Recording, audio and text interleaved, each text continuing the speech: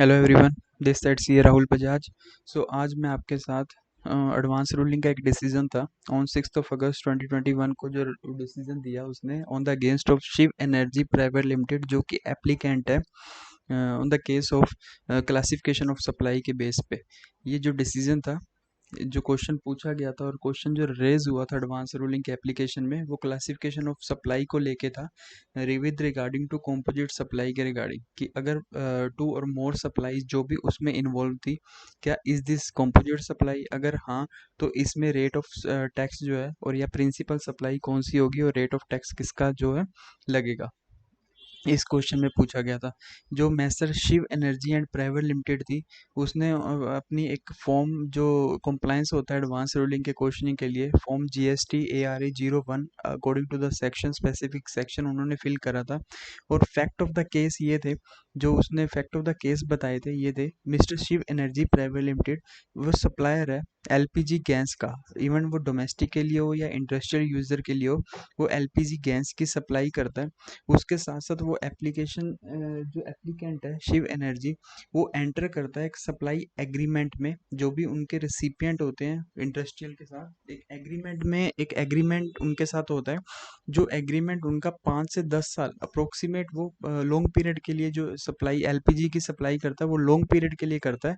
और इस 5 से 10 साल के जो एग्रीमेंट के लिए उसको एक सेटअप तैयार करना पड़ता है, एक रेसिपिएंट के प्रीमाइसिस के अंदर एक सेटअप तैयार करता है, जिससे वो कन्वीनियंट हो जाता है और इजी टू जो LPG की सप्लाई है वो उसके लिए इजी हो जाती है।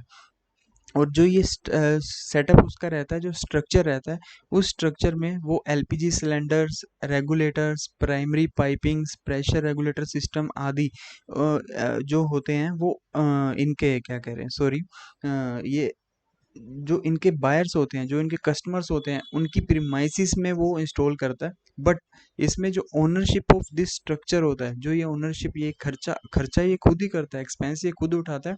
और जो ओनरशिप रहती है वो एप्लीकेंट के और शिव जो एनर्जी प्राइवेट लिमिटेड है उसके ऊपर ही रहती है। वो कभी भी ओनरशिप और राइट टू ओनरशिप या ओनरशिप अपनी ट्रांसफ़र अपने कस्टमर के नाम पे नहीं करता। बट जो उसने जो इंस्टॉल करा, उसके बिहाफ पे वो एक रेंटल चार्ज इनसे लेता है 5000 per month for this structure, इस स्ट्रक्चर के लिए। आप समझ गए, एक तो वो LPG गैस की सप्लाई कर रहा है, दूसरी वो उनके प्रीमाइसिस में जो स्ट्रक्चर तैयार कर रहा है, उसके बदले में वो लीज रेंटल ले रहा है 5000 रुपीज़ पर मंथ।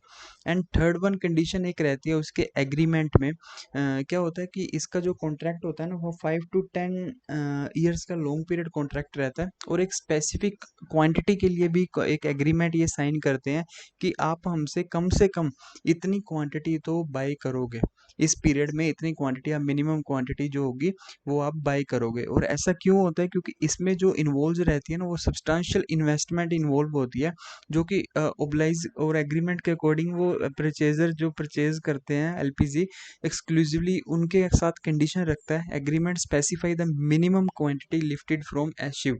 मतलब आपको मिनिमम जो ये क्वांटिटी है जो एग्रीमेंट में मेंशन है, इतनी आपको हमसे लेनी पड़ेगी। अगर वो नहीं लेता परचेज़र इतनी क्वांटिटी, हाँ कम भी ले सकता है, बट अगर आप उतनी क्वांटिटी नहीं लेते, देन आपके ऊपर जो है एक कमिटमेंट चार्जेस आपको पे करने पड़ेंगे। वो कमिटमेंट चार्जेस होंगे at the rate of 2900 per metric ton of the such shortfall in quantity. That means जो आपकी क्वांटिटी जितनी कम है, फॉर एग्जांपल आपने अगर 100 मेट्रिक टन शॉर्टफॉल कम खरीदा है, तो आपको 2900 इंटू 100 अप्रोक्सीमेट 2,90,000 रुपीज़ आपको एज ए कमिटमेंट चार्जेस पे करने होंगे शिव शिव वाले को। तो डैट इज ये भी उनके पास पैसा आ रहा है। तो तीन तरह से वो पैसे की रिकवरी कर रहे हैं। First one is the supplier of LPG, supply कर रहा है LPG गैस। सेकंड वन वो लीज रेंटल ले रहा है। एंड थर्ड वन वो कमिटमेंट चार्जेस, जो भी पार्टी कमिटमेंट नहीं पूरा कर पा रही इस ऑर्डर को मिनिमम क्वांटिटी के लिए, उनसे कमिटमेंट चार्जेस ले रहा है, जिसको आगे हम टेक और पे चार्जेस भी के नाम से भी जाना जाता है। देन कंपनी अब एडवांस रूलिंग में गई।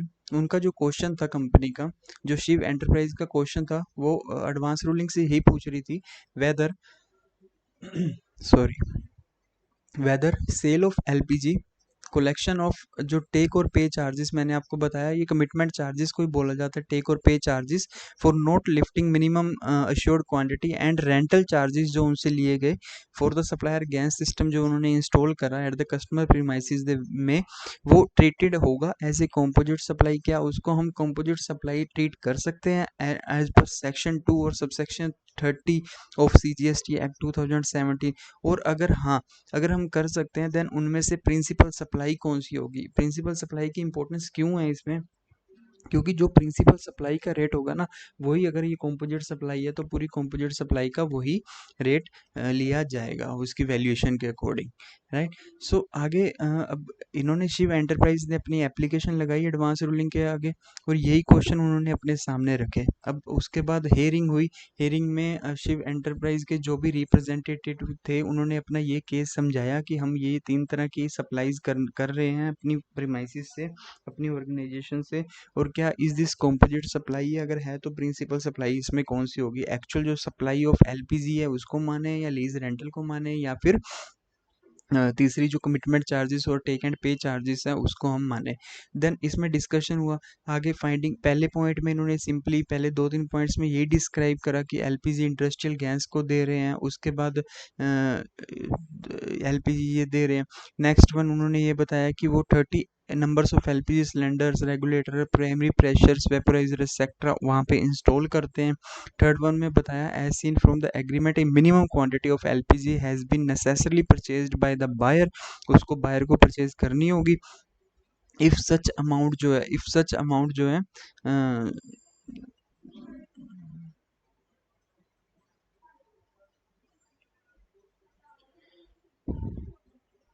And if such minimum amount is not purchased, अगर इतनी क्वांटिटी उन्होंने नहीं परचेज करी, then they shall have to pay commitment charges, और टेक और पे चार्जेस जो रहेंगे वो पे करने होंगे as seen from the section 231 of the CGST act. अब सेक्शन 2 जो था CGST एक्ट का, वो डेफिनेशन का था। सब सेक्शन इसमें 31 था, वो कंसिडरेशन के बारे में बताता है। कंसिडरेशन में इन्होंने बताया एडवांस रूलिंग वालों ने सबसे पहले कि monetary value of any act और फॉरबियरेंस कंस्टिट्यूट कंसिडरेशंस ऑफ सप्लाई।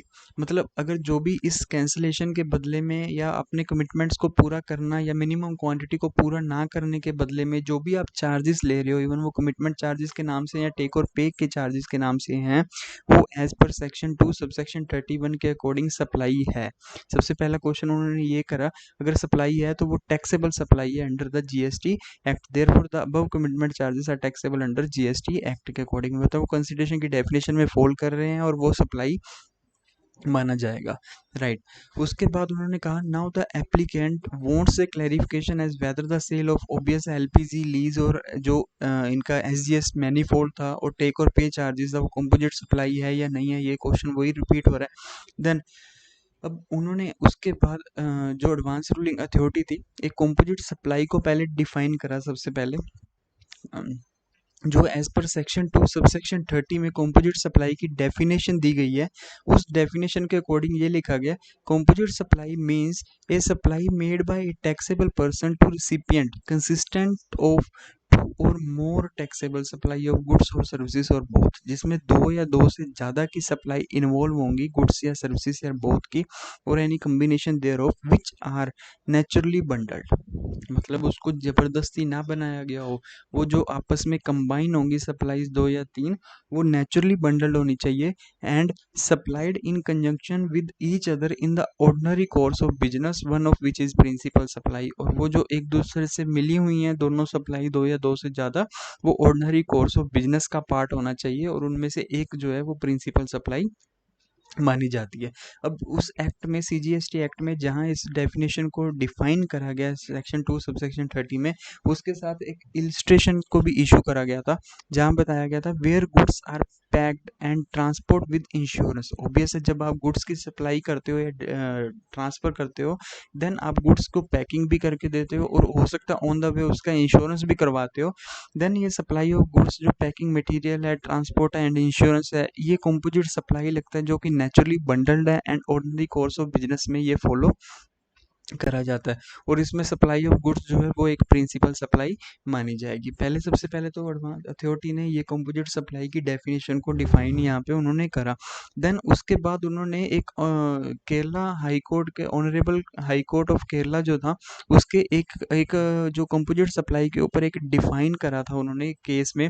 जो केस था boat health care private limited का 2020 में, मतलब last year Kerala high court ने कंपोजिट सप्लाई के ऊपर कुछ अपने पॉइंट्स रखे थे।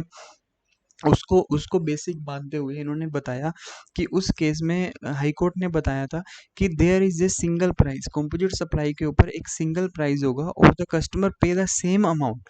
मतलब कस्टमर जो है वो सिंगल प्राइस होगा या फिर कस्टमर एक सेम अमाउंट पे करेगा, no matter how much of the package they actually receive और यूज।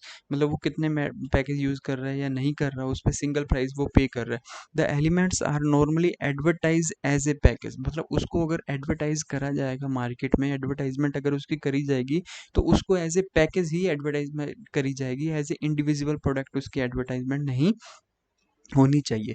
देन थर्ड उन्होंने हाई कोर्ट ने जो डिफाइन करा था वो ये, the different elements are not available separately. मतलब जो एक सप्लाई, दो या दो से ज़्यादा सप्लाई जितनी भी हैं उनमें जितने भी एलिमेंट्स यूज़ हो रहे हैं, supply one supply two supply three, वो सारे सेपरेटली नहीं होने चाहिए। वो different elements are not available नहीं होने चाहिए separately. The different elements are integral to one overall supply. मतलब वो एक दूसरे के ऊपर इंटेग्रल होना चाहिए, डिपेंडेंट होने चाहिए। इफ वन और मोर इज रिमूव्ड, अगर उनमें से एक या एक से ज़्यादा को हटाया जाए देन जो नेचर ऑफ सप्लाई है वो इफेक्ट होगी। तो ये पॉइंट उन्होंने हाई कोर्ट में रखे। सॉरी, हाई कोर्ट ने अपने डिसीजन में उस समय जब एक पार्टी का इस केस में जो about health care private limited के केस में जब उन्होंने डिसीजन दिया था तो कंप्यूटर सप्लाई के लिए ये पॉइंट्स उन्होंने रखे। तो अथॉरिटी ने भी इन पॉइंट्स को लेते हुए बताया जो टेक एंड पे चार्जेस है। क्वेश्चन सारा उठ के आ गया टेक एंड पे चार्जेस के ऊपर। क्या टेक एंड पे जो चार्जेस है क्या वो कंपोजिट सप्लाई का एक पार्ट है? क्या वो एक कंपोजिट सप्लाई का अगर पार्ट है देन तो ठीक है, अदरवाइज नहीं है तो वो एक सेपरेट सप्लाई है। तो इसमें बताया गया टेक एंड पे क्लोज जो है, in a contract ensure compensation for the seller in the event buyer does not purchase a specific quantity of goods or services in the course of continue supply. मतलब अगर वो नई quantity को bye करते हैं then उस case में उसे कंपनसेशन दिया जाएगा बायर के थ्रू सेलर को। The honourable courts of India ने कई केसेस में ये बताया जो टेक एंड पे चार्जेस होते हैं उनको माना जाता है compensation for breach of a contract. जो हमने आपसे एक एग्रीमेंट करा था या एक कॉन्ट्रैक्ट करा था कि आप हमसे for example 1 lakh metric ton buy करोगे और हम इस रेट पे आपको देंगे, अगर आपने नहीं लिया उसके बदले में हम आपसे कुछ चार्जेस या कंपनसेशन चार्जेस 2900 पर मैट्रिक टन चार्ज कर रहे हैं, वो एक कंपनसेशन जो है ब्रीच ऑफ ए कॉन्ट्रैक्ट है, वो compensation for breach of contract है। In the case applicant take और pay charges are evidently compensation for breach of contract and penalty है by the not purchasing the minimum quantity, जो ना खरीदने के ऊपर। दस, ये जो चार्जेस हैं जो एग्जिस्ट कर रहे हैं only where there is no supply of LPG. जब आप एलपीजी की सप्लाई नहीं कर रहे हो देन ये कंपनसेशन चार्जेस, ये जो मेन एक इंपॉर्टेंट लाइन इन्होंने बोली वो बोली, then these charges come into existence only when there is no supply of LPG. आप ये देखो कि दोनों क्या सप्लाईज आपकी एक साथ चल रही हैं कि आप एलपीजी दे भी रहे हो उसके बाद कंपनसेशन चार्जेस भी आप ले रहे हो? नहीं। जब जिस टाइम आप एलपीजी गैस नहीं दे रहे हो, डेट इज जिस टाइम वो एलपीजी नहीं ले रहा है एक प्रॉपर क्वांटिटी में, उस समय आप इसके कंपनसेशन चार्जेस या टेक एंड पे चार्जेस जो इसका नाम है इसका आपका आपने बोला है आप उसकी रिकवरी कर रहे हो। दस मीन सप्लाई ऑफ एलपीजी या फिर take and pay charges are mutually exclusive. ये एक इम्पोर्टेंट लाइन और इन्होंने अपने जो डिसीजन में दी वो ये थी, दस sorry, that means supply of LPG and take or pay charges are mutually exclusive and can never exist together। मतलब आप इसको एक साथ कभी भी नहीं देख सकते। तो ये जो है इसको एक साथ तो आप कभी देख ही नहीं सकते, ये दोनों एक म्यूचुअली एक्सक्लूसिव है। Then the forbearance come into existence only upon breach, ये सब ब्रीच के दौरान आएगा। Hence the requirement of composite contract mentioned above are not fulfilled। जो composite सप्लाई के कॉन्ट्रैक्ट्स के जो ऊपर कंडीशंस हमने बताई हैं वो तो फुलफिल हो ही नहीं रही हैं। Further the case relied upon by the applicant do not contain a supply which breach of contract is urged and hence take and pay charges जो है can not form part of a composite supply along with other components or of a composite supply. तो उस case में उन्होंने बता दिया कि ये कंपोजिट सप्लाई आपकी नहीं है। सिंपल मेन चीज़ यही उन्होंने लिखी कि जो ये म्यूचुअली एक्सक्लूसिव है और इनको कभी भी एक साथ नहीं चलाया जा सकता, इसलिए कंडीशंस जो हाई कोर्ट ने भी दी थी वो कंडीशंस कंपोजिट सप्लाई की आपकी पूरी नहीं होती हैं। सो क्वेश्चन जो रेज करा था इन्होंने सबसे पहले, whether sale of LPG, collection of take and pay charges for not lifting minimum assured quantity and rental charges for supplier gas system installed the customer premises जो होंगे is for supply of LPG to be treated as composite supply under section 230 of CGST Act। Answer मिला इनको advance ruling से, sale of LPG, collection of take and pay charges जो आपने पे करे, और फिर रेंटल चार्जेस जो ले रहे हो supplier gas system installed at the customer premises जो हैं वो do not form part of a composite supply. Composite supply का पार्ट वो नहीं है, उसको आप इंडिविजुअल सप्लाई लोगे। मतलब जो अब आप sale of LPG, supply of LPG कर रहे हो तो उसका जो रेट है वो लगेगा, और लीज रेंटल में लीज रेंटल का रेट लगेगा, और इस केस में जो आप कमिटमेंट चार्जेस ले रहे हो उस पे वो जो रेट होगा वो लगेगा। ये तीनों जो सप्लाईज हैं आपकी वो इंडिविजिबल और सेपरेट सप्लाईज हैं, उनको आप composite supply according to GST act और अकॉर्डिंग टू अथॉरिटी नहीं है। तो इनका सेकंड क्वेश्चन था, अगर सप्लाई वेदर सप्लाई और सेल ऑफ एलपीजी जो है ट्रीटेड करा जाएगा प्रिंसिपल सप्लाई, इन तीनों में से प्रिंसिपल सप्लाई किसको माना जाएगा। सो ऑब्वियस है जब ये कॉम्पोजिट सप्लाई नहीं है तो प्रिंसिपल सप्लाई का यहाँ पे क्वेश्चन ही अराइज नहीं होता, does not arise in the view of the above. So ये एक केस था जो कॉम्पोजिट सप्लाई और क्लासिफिकेशन ऑफ सप्लाई के बारे में हाई कोर्ट के डिसीजन को भी बेस रखते हुए तेलंगाना के authority of for advance ruling ने ये डिसीजन दिया था ऑन 6 अगस्त 2021 के लिए, जो कि मुझे लग रहा है काफ़ी इंपॉर्टेंट है। Okay, thank you all of you, thank you.